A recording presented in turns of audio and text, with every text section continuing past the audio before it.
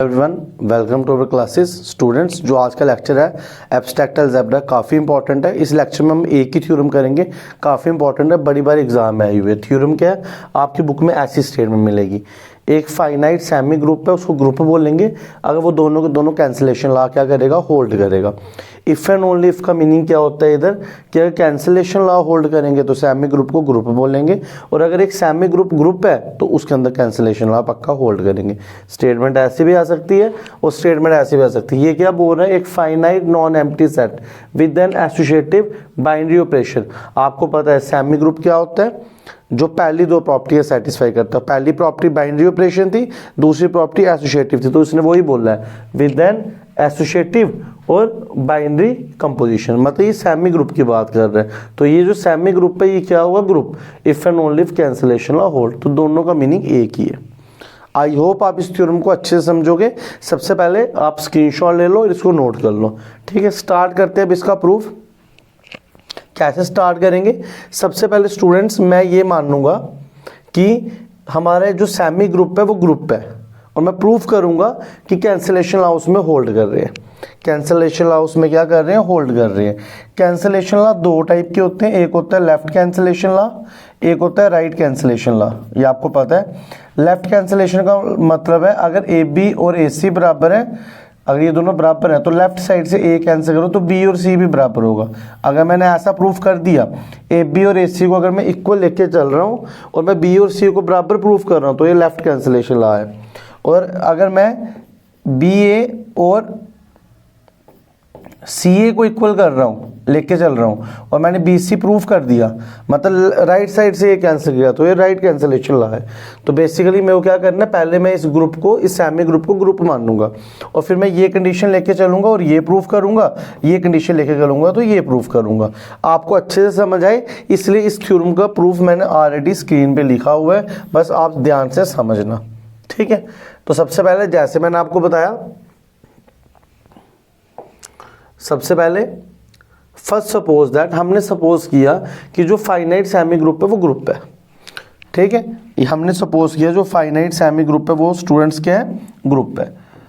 अगर ये ग्रुप है, अगर ये क्या है, ग्रुप, तो इसके अंदर क्लोजर प्रॉपर्टी भी होल्ड करेगी, एसोसिएटिव, इनवर्स, आइडेंटिटी, चारों प्रॉपर्टियां होल्ड करेगी। मतलब कैंसिलेशन लॉ प्रूफ करने के लिए मैं चारों प्रॉपर्टी में से किसी भी प्रॉपर्टी का यूज कर सकता हूं। तो मान लिया ये ग्रुप है, फिर नेक्स्ट टाइम लिखा we have to show that. अब आपको शो करना है कि इसके अंदर कैंसिलेशन लॉ होल्ड करेगा, और कैंसिलेशन लॉ का मीनिंग जो भी मैंने आपको बताया वो ये है, दैट इज, ये बताना पड़ता है, ऐसे लिखना पड़ेगा आपको, दैट इज अगर आप ए बी और ए सी को बराबर लोगे तो ये प्रूफ करना है, बी ए और सी ए को बराबर लोगे तो ये प्रूफ करना है। इसको बोलते हैं लेफ्ट कैंसिलेशन लॉ, आप पूरा लिखना, लेफ्ट कैंसिलेशन लॉ। इसको बोलते हैं राइट कैंसिलेशन लॉ, आप पूरा लिखना। अच्छा, अब आपको ये प्रूफ करना है और ये प्रूफ करना है। पहले मैं इसको प्रूफ करूंगा, लेके क्या चलूंगा, B A is equal to A C, तो मैंने A B is equal to A C, तो मैंने A B is equal to A C ले लिया, और प्रूफ क्या करूंगा, B is equal to C, मतलब लेफ्ट साइड से कैंसिल हुआ तो इसका मतलब लेफ्ट कैंसिलेशन लॉ क्या कर रहा है, होल्ड कर रहा है। अब मेरे को ये ए उड़ाना है, तो ग्रुप में ए इनवर्स ही ए को उड़ा सकता है, इसलिए मैंने दोनों तरफ ए इनवर्स से मल्टीप्लाई कर दिया। अब ए इनवर्स क्यों आया, क्योंकि ए जो एलिमेंट है वो ग्रुप का है और जी क्या है, ग्रुप है, तो हर एलिमेंट का इनवर्स भी आएगा, हर एलिमेंट का इनवर्स भी आएगा। और इसके साथ एक चीज और लिखना है, क्लोजर प्रॉपर्टी होल्ड्स, और क्लोजर प्रॉपर्टी भी होल्ड करेगी। हर एलिमेंट का इन्वर्स भी आएगा और उसकी क्लोजर प्रॉपर्टी भी होल्ड करेगी। इसलिए पहले मैंने ये लिया, ये लेना क्यों था, क्योंकि लेफ्ट कैंसिलेशन ऐसे ही प्रूफ होता है, ठीक है। पहले मैं देख लेता हूँ, तुम्हें स्क्रीन पे तो दिख रहा है क्लियर, हाँ बिल्कुल क्लियर दिख रहा है। तो इस वजह से मैंने ये लेना था, क्योंकि लेफ्ट कैंसिलेशन लॉ के लिए ये लेना पड़ता है और ये प्रूफ करना, मैंने ले लिया। फिर मैंने ए इनवर्स से दोनों को कर दिया मल्टीप्लाई, फिर ब्रैकेटें हटाई, ब्रैकेटें हटाने को बोलते हैं एसोसिएटिव लॉ, और एसोसिएटिव लॉ जी में तो है क्योंकि जी ग्रुप है, बाय एसोसिएटिव लॉ इन जी, क्योंकि जी के ग्रुप, तो ब्रैकेटें हट गई। अगर ए को उसके इन्वर्स से कर रहे हो तो ई बनेगा, इसको इन्वर्स लॉ बोलते हैं, तो इधर इन्वर्स लॉ लगाया, इन्वर्स को ए से करो तो ई बनेगा, ये इन्वर्स लॉ है। फिर ई को बी से करो तो वो बी बनेगा, ये आइडेंटिटी लॉ है, ये क्या आपके पास आइडेंटिटी ला है। तो आपने देखा अगर ए बी और ए सी बराबर है, ए कट हो गया, बी और सी क्या हो गया बराबर। तो इसका मतलब अगर ऐसा आप कर रहे हो तो इसके अंदर लेफ्ट कैंसिलेशन लॉ होल्ड करता है। तो लेफ्ट कैंसिलेशन लॉ होल्ड कर गया। सिमिलरली हम राइट कैंसिलेशन लॉ बताएंगे। पहले बी ए और सी ए बराबर लिया, अभी भी ए इनवर्स मल्टीप्लाई किया राइट साइड। रीजन वही लिखना है, बिकॉज ए बिलोंग्स टू जी। ए किसका एलिमेंट है? जी का, और जी ग्रुप है एंड जी इज ग्रुप। इधर रीजन क्या लिखना है? Associative property, associative property. इधर रीजन क्या लिखना है? Inverse law, inverse law. इधर रीजन क्या लिखना है? आइडेंटिटी लॉ, क्योंकि ई से मल्टीप्लाई करने पे सेम आ रहा है। तो अगर आप बी ए और सी ए ले रहे हो और राइट साइड से कैंसिल हो रहा है तो इसका मतलब राइट कैंसिलेशन लॉ क्या करेगा? इसमें होल्ड करेगा। तो आइए दोबारा चलते हैं क्वेश्चन पे। क्वेश्चन क्या था कि अगर एक सेमी ग्रुप है तो उसके अंदर दोनों कैंसिलेशन लॉ होल्ड करेंगे। तो हमने एक पार्ट प्रूव कर दिया, सेमी ग्रुप को ग्रुप माना और दोनों कैंसिलेशन लॉ प्रूव कर दिए। अब हम उल्टा चलेंगे, अब हम कैंसिलेशन लॉ बोलने के होल्ड कर रहे हैं और फिर प्रूव करेंगे सेमी ग्रुप क्या है? ग्रुप है। कन्वर्सली में हम क्या करेंगे? मानेंगे कि इसके अंदर कैंसिलेशन लॉ होल्ड कर रहे हैं, फिर हम प्रूव करेंगे इसके अंदर क्या है? सेमी ग्रुप क्या है? ग्रुप है। अब इस थ्योरम के अंदर मैं एक रिजल्ट यूज कर रहा हूं, इस थ्योरम के अंदर मैं एक रिजल्ट यूज करूंगा अभी, ठीक है। ये रिजल्ट अभी आपको मैंने कराया नहीं है, नेक्स्ट लेक्चर्स में इसका भी प्रूफ आ जाएगा। ये रिजल्ट क्या है कि अगर एक सेमी ग्रुप है, इसको कॉपी के टॉप पे लिखना, अगर एक सेमी ग्रुप है जी और वो क्या होगा? ग्रुप होगा। कब? इफ एंड ओनली इफ जब ये जो दो इक्वेशन है A X is equal to B and Y A is equal to B, check करना दो, ठीक है। दो इक्वेशन है A X is equal to B और Y A is equal to B, ये सॉल्वेबल होंगी जी में। तो इस थ्योरम का मैं इस थ्योरम में यूज करूंगा। ये इतनी इंपॉर्टेंट नहीं है, जो अभी आपको करवा रहा हूं ज्यादा इंपॉर्टेंट है, तो आप इसको नोट कर लो। अगर ये दोनों इक्वेशन है सॉल्वेबल है जी में तो वो ग्रुप है। अब इसका मतलब क्या होता है? जब मैं ये थ्योरम कराऊंगा तब आपको समझाऊंगा, ठीक है। तो जैसे जैसे मैं करवा रहा हूँ वैसे करो, मैथ ईजी लगेगा। अगर अपने हिसाब से करोगे तो फिर मुश्किल हो जाएगा, एब्स्ट्रैक्ट अलजेब्रा थोड़ा सा टफ है। तो आई होप आपने इसको नोट कर लिया होगा, मैं इसका यूज करूंगा। अब मेरे को प्रूफ क्या करना है? मैं मान के चलूंगा कैंसिलेशन लॉ होल्ड कर रहे हैं, कैंसिलेशन लॉ होल्ड कर रहे हैं, आपको इसको ग्रुप बताना है। तो मैं कैंसिलेशन लॉ मानूंगा होल्ड कर रहे हैं और फिर मैं ये बता दूंगा ये इक्वेशन सॉल्वेबल है। और जब ये इक्वेशन मैं बता दूंगा सॉल्वेबल है तो वो ग्रुप बन जाएगा, क्योंकि ये रिजल्ट है। अगर सेमी ग्रुप है तो ये इक्वेशन क्या है? सॉल्वेबल, ठीक है। तो मैं इसका यूज करूंगा इस क्वेश्चन में। तो स्टार्ट करते हैं कन्वर्स, ठीक है। कन्वर्स थोड़ा सा अलग टाइप के, आपको थोड़ा सा याद रखना पड़ेगा, प्रैक्टिस करनी पड़ेगी। तो कन्वर्स में सबसे पहली लाइन आपको क्या दिख रही है? Conversely suppose that cancellation law holds in G. सबसे पहले हमने मान लिया कि इसके अंदर कैंसिलेशन लॉ क्या कर रहे हैं? होल्ड कर रहे हैं। अब कैंसिलेशन लॉ होल्ड कर रहा है तो लेफ्ट कैंसिलेशन लॉ भी आएगा, राइट भी आएगा, मैं यूज कर सकता हूं। अच्छा, अब जी के अंदर कैंसिलेशन लॉ होल्ड कर रहा है। अब आपको बताना है ये जो जी है ये ग्रुप है, जी क्या है? ग्रुप। अगर आपको इसको ग्रुप बताना है तो इसके अंदर मैंने एलिमेंट्स ले लिए, कुछ n एलिमेंट्स ले लिए। मतलब अगर आप उनकी काउंटिंग करोगे तो वो n है और वो आपस में सेम नहीं है, ठीक है। वो आपस में अलग है, डिस्टिंक्ट एलिमेंट्स हैं। तो वही मैंने लिया, let g is equal to, पहले एलिमेंट का नाम रखा a1, दूसरे का a2, ऐसे कितने एलिमेंट्स ले लिए? n एलिमेंट्स ले लिए। तो let g is equal to a1 a2 so on an be finite semi group. और ये सेमी ग्रुप लिया मैंने क्योंकि क्वेश्चन में बोल रहा है, ठीक है। और इसके सारे एलिमेंट्स अलग गया। अब क्या किया मैंने? फिर मैंने इस जी से एक और एलिमेंट लिया ए, इस जी से क्या किया? एक और एलिमेंट लिया ए। और ये एक ऐसा एलिमेंट लिया जो जीरो नहीं है, ये एक ऐसा एलिमेंट लिया जो जीरो नहीं है, इससे एक नॉन जीरो एलिमेंट लिया। अब मैंने उस एलिमेंट को इन सबसे किया multiply, a into A one बन गया, a इंटू ए टू बन गया, a इंटू ए एन बन गया। अब जी ग्रुप है, जी क्या है? ग्रुप। आप इसके अंदर से एक एलिमेंट ले रहे हो ए और आप इसको इसके साथ मल्टीप्लाई कर रहे हो, तो जो ये एलिमेंट है ये भी तो जी में जाएगा क्योंकि जी ग्रुप है। और दो एलिमेंट का मल्टीप्लाई क्लोजर प्रॉपर्टी होती है। और अगर जी ग्रुप है तो आप अगर वापस में इन दोनों को भी मल्टीप्लाई करोगे वो भी जी में जाएगा। मेरे को जो नीड है मैं वही लूँगा। मैंने एक नॉन जीरो एलिमेंट लिया ए और उसको सबसे मल्टीप्लाई किया, वो सबके सब जी में जाएंगे क्योंकि जी ग्रुप है। जी के एलिमेंट को आप जी के एलिमेंट से मल्टीप्लाई करोगे वापस से जी में जाएगा क्योंकि क्लोजर प्रॉपर्टी होल्ड करता है। तो मैंने एक नॉन जीरो एलिमेंट लिया जी का और बाय क्लोजर लॉ इस एलिमेंट को इन सबसे मल्टीप्लाई कर दिया और ये वापस से जी में जाएंगे क्लोजर प्रॉपर्टी की वजह से। आपको ऐसे ही लिखना है जैसे मैंने इधर बोर्ड पे लिखा, ठीक है।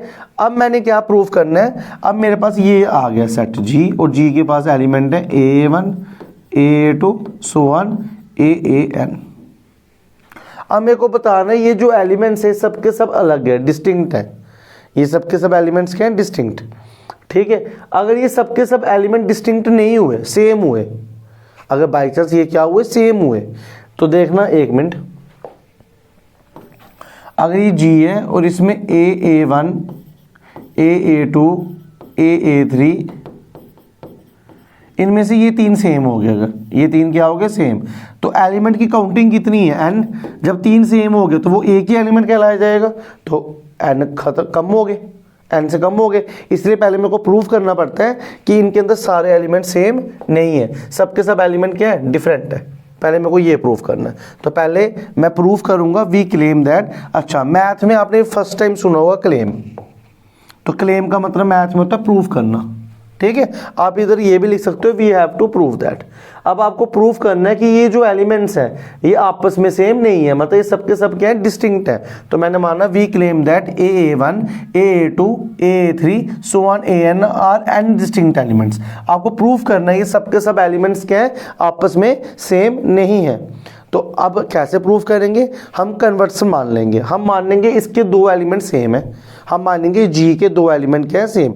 ये जो जी सेट है इसके अंदर कुछ एलिमेंट्स हैं और आपको प्रूव करना है वो आपस में सेम नहीं है। मैं उल्टा मान लूंगा, मैं मान के चलूंगा वो दो एलिमेंट्स कोई सेम है, तो मैंने उन दो एलिमेंट्स को मान लिया AAI और AAJ। मैंने माना इनके दो एलिमेंट्स है, AAI नाम है और दूसरे का AAJ है, वो दोनों सेम है। अब क्वेश्चन राइज करते हैं AI क्यों आया, क्योंकि सब देखो इसी फॉर्म में, तो दो एलिमेंट ले लिए। अब ये I और J सेम नहीं होने चाहिए, क्यों, अगर आप दो एलिमेंट ले रहे हो तो वो 1 और 2 ही होगा, तो सेम कैसे होंगे, इसलिए मैंने लिखा I और J सेम नहीं होने चाहिए। फिर ये जो पावर बेस में है I और J ये 1 से लेकर n तक है, तो इसलिए मैंने लिखा I J कहाँ से कहाँ तक होना चाहिए, 1 से n तक होना चाहिए। अब आपने इस थ्योरम में मानना हुआ है ये सबसे ऊपर कि कैंसिलेशन लॉ इसमें होल्ड कर रहा है, कैंसिलेशन लॉ इसमें क्या कर रहा है, होल्ड कर रहा है। तो जब आपने ये मानना कि दोनों बराबर हैं तो इधर क्या लगाया, कैंसिलेशन लॉ, ये A और A क्या हो गया, कट गया, लेफ्ट साइड से काटा इसलिए क्या लगा, लेफ्ट कैंसिलेशन लॉ। तो क्या आया आपके पास, AI और AJ सेम है, मगर AI और AJ थे कहां पे, वो तो G में थे, इसी में से है ना AI कोई और इसी में है AJ। अब आप बोलोगे ये तो A1 A2 AN तक है, इन्हीं की जनरल फॉर्म को AI और AJ बोला। ये किसके एलिमेंट है, G के, मगर G के अंदर सारे के सारे क्या थे, डिस्टिंक्ट।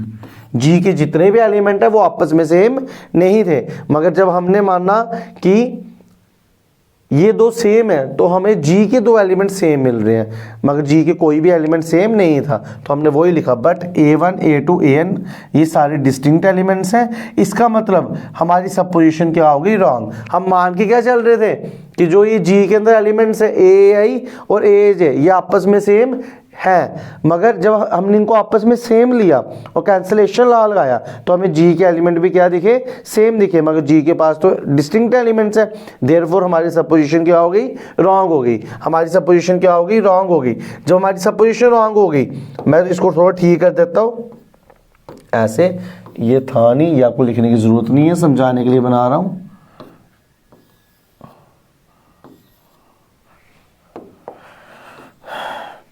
तो हमारी सपोजिशन क्या होगी, रॉन्ग। हमने सपोज किया था ये दोनों बराबर है, तो अगर हमारी सपोजिशन रॉन्ग है तो इसका मतलब क्या है, इसका मीनिंग है AAI और AAJ बराबर नहीं है।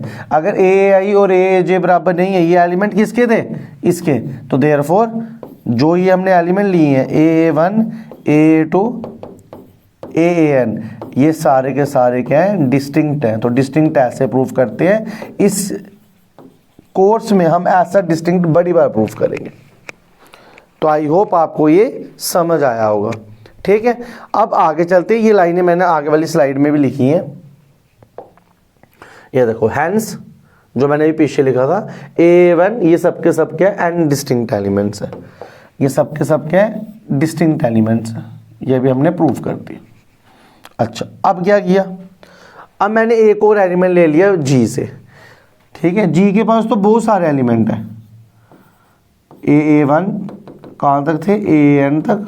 अब मैंने एक और एलिमेंट ले लिया G से जिसका नाम है B, और G के पास ये भी है। अच्छा अगर मैं G के अंदर से एक एलिमेंट ले रहा हूँ B और G के पास ये एलिमेंट्स हैं, तो जो B है वो भी इसी फॉर्म में होगा। अभी हमने क्या प्रूफ किया कि G के अंदर जो भी एलिमेंट्स हैं वो ऐसे हैं। फिर अब मैं एक ऐसे एलिमेंट ले लिया B, तो B इसी फॉर्म में होगा, तो वही मैंने लिखा B इसी फॉर्म में, B is equal to AI, ठीक है। अब मैंने इसको उल्टा लिख दिया AI is equal to B, एक ही बात है। अच्छा अब ये जो AI है इसको मैंने X मान लिया, इस AI को मैंने क्या माना X। जब मैंने इस AI को X माना तो ये बन गया AX is equal to B। तो मैं बोल सकता हूँ ना कि जो इससे मेरे को एक इक्वेशन मिली AX is equal to B जिसका सोल्यूशन कौन है X, क्योंकि X वेरिएबल है, X इसका सोल्यूशन है और X की वैल्यू क्या है AI, और ये जो AI है ये किसका एलिमेंट है G का। तो अभी नहीं मैंने आपको सबसे पहले बताया था कि अगर आप ये प्रूफ कर दो कि AX is equal to B is solvable in G, solvable in G, इसका सॉल्वेबल का मतलब ये है कि जो X इसका ये इक्वेशन है ना, ये स्टूडेंट्स क्या है इक्वेशन है, इसमें जो X है वो इसका सोल्यूशन है, और वो जो सोल्यूशन की वैल्यू है वो किस में होनी चाहिए G में। और हमने देखा, हमने इस इक्वेशन को माना AX, X कौन है AI और AI किस में है G में, तो इसका मतलब जो ये इक्वेशन है ये सॉल्वेबल है, ठीक है। इसका सोल्यूशन है किस में G में, तो हमने प्रूफ कर दिया।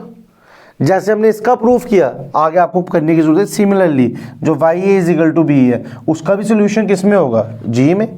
और अगर इन दो इक्वेशनों का सोल्यूशन G में है तो अभी मैंने आपको बोला था हम एक थ्योरम यूज करेंगे, अगर इन दो इक्वेशनों का सोल्यूशन G में है और G एक सेमी ग्रुप है जो कि हमने मान के चले हैं, तो G पक्का क्या होगा ग्रुप होगा, G पक्का क्या होगा ग्रुप होगा, ठीक है। तो ऐसे करेंगे हम ये इंपॉर्टेंट रिजल्ट का प्रूफ। आई होप आपको ये प्रूफ अच्छे से समझ आया होगा।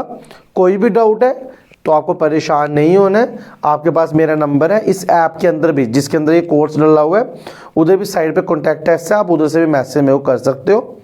और अगर आपको कोई भी डाउट आ रहा है आप इसको दोबारा देखो, समझ आ जाएगा, ठीक है। इन थ्योरमों को 2-3 बार समझना पड़ता है ध्यान से, फिर ही समझ आती है। तो अभी इस लेक्चर में इतना ही, मिलते हैं नेक्स्ट लेक्चर में। Thank you students, have a nice day.